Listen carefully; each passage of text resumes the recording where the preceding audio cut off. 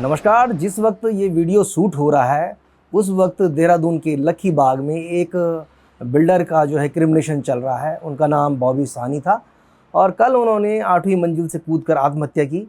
उनकी आत्महत्या के बाद जो सहारनपुर के बहुत चर्चित गुप्ता बंधु हैं उनकी गिरफ्तारी हुई है। उनकी गिरफ्तारी का जो है इस आत्महत्या से क्या कनेक्शन है, इस बारे में बहुत सारी चर्चा हैं।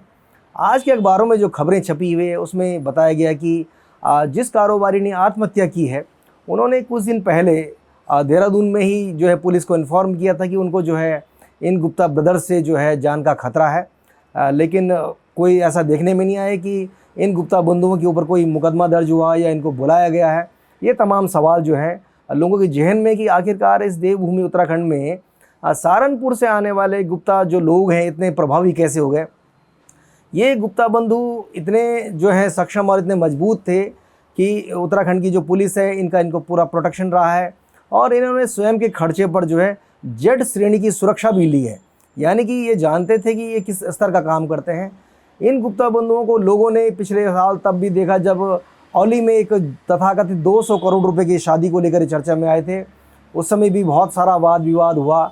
इनके ऊपर जुर्माना भी जो है इम्पोज़ किया गया था कि नियम कायदे कानूनों की विपरीत औली में जिस प्रकार से टेंट लगाए गए, वहाँ कूड़ा कचरा फेंक कर चले गए थे, ये भी एक विषय था। इसके अलावा आपको ये भी ध्यान होगा कि एक बार ये बिना अनुमति के इन्होंने हरिद्वार में अपना हेलीकॉप्टर उतार दिया था और उस समय वो एक इंस्पेक्टर हुआ करते थे रितेश शाह। तो रितेश शाह इनको अपनी गाड़ी में पकड़ के ले गए और 2 घंटे तक इनको वहाँ थाने में बिठा के रखा। बाद में इन पर जुर्माना लगाया गया और तब जाके छोड़ा गया। उत्तराखंड में बीजेपी हो या कांग्रेस हो, कोई भी सरकार आई हो, गुप्ता जो ब्रदर्स हैं इनका जो है डंका बजता रहा है। आपने देखा कि जब इनके बेटों की शादी औली में हो रही थी, तिजगी नारायण में हो रही थी, तो बाकायदा यहाँ की पूरी सरकार, सत्ता पक्ष के लोग, विपक्ष के लोग, मंत्री और जितने भी पावरफुल लोग थे, यहाँ तक कि बॉलीवुड के भी बड़े बड़े कलाकार उस शादी में शिरकत करने आए थे, जो दर्शाता है कि गुप्ता ब्रदर्स की जो ताकत है वो किस स्तर की थी। तो कल बॉबी साहनी की मौत के बाद जब इनकी गिरफ्तारी हुई है तो लोगों के जहन में एक सवाल आया कि ये उत्तराखंड किसके लिए बनाया गया था। और ये जो गुप्ता बंधु जैसे जो लोग हैं जिनके दबाव में एक आदमी को आत्महत्या करनी पड़ी, आखिरकार ऐसी क्या बात थी कि पुलिस ने उस साहनी की जो कंप्लेंट थी उसको कंसिडर नहीं किया या उसमें कोई हीला हवाली की गई। ये भी बताया जा रहा है कि इन गुप्ता बंधुओं ने साहनी पर एक और दबाव बनाया था और जो सहारनपुर की जो पुलिस है, साहनी के बेटे का कहना है कि सहारनपुर की पुलिस बार बार जो है साहनी पर दबाव बना रही थी कि उनको जो है सहारनपुर आना है। तो एक शिकायत हो रही थी उनको वहाँ वो उस दबाव को शायद झेल ना पाए, या ये भी हो सकता है कि जिस प्रकार का प्रेशर क्रिएट किया गया था उसके बाद वो इस लायक बचे ही नहीं थे।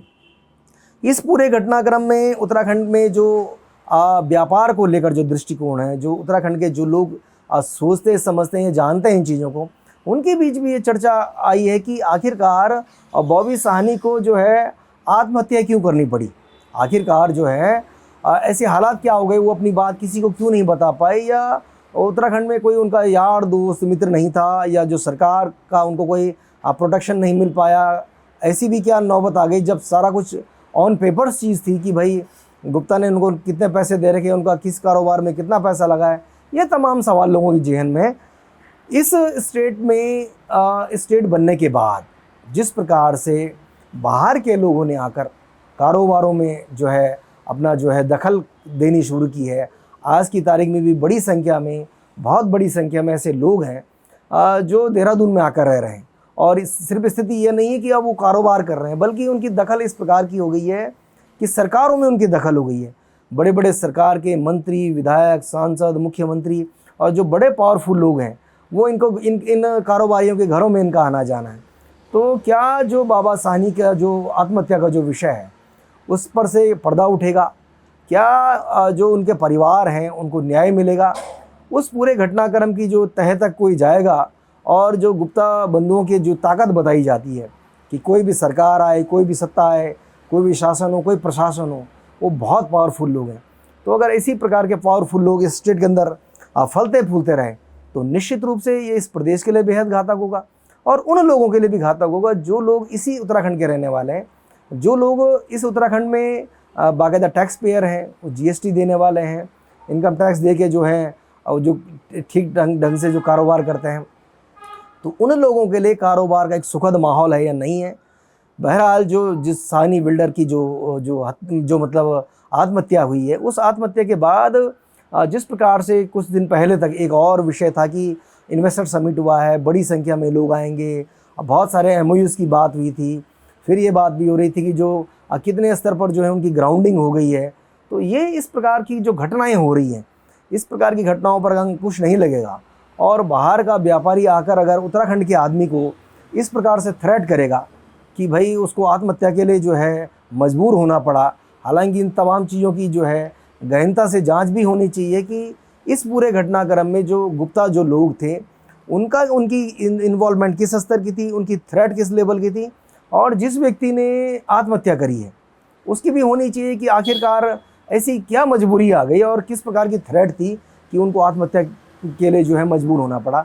बहरहाल ये जो पूरा घटनाक्रम है, आज पूरा प्रदेश में इस बात की बहुत बड़ी चर्चा है, पूरे और भी नेशनल मीडिया में सब चल रहा है कि उत्तराखंड जैसे शांत प्रदेश में अगर इसी प्रकार की बातें होंगी तो ये इस स्टेट के लिए कतई सही नहीं हो सकता है। निश्चित रूप से जो उनकी शिकायत कुछ दिन पहले थे, जो साहनी के बेटे ने कहा कि उन्होंने पुलिस से प्रोटेक्शन मांगा था कि उनकी जान को खतरा है, इस बात की भी जांच होनी ही चाहिए कि अगर उन्होंने प्रोटेक्शन मांगा था तो उनको प्रोटेक्शन क्यों नहीं दिया गया, और अगर दिया है तो पुलिस को इस बात को जरूर स्पष्ट करना चाहिए। नमस्कार।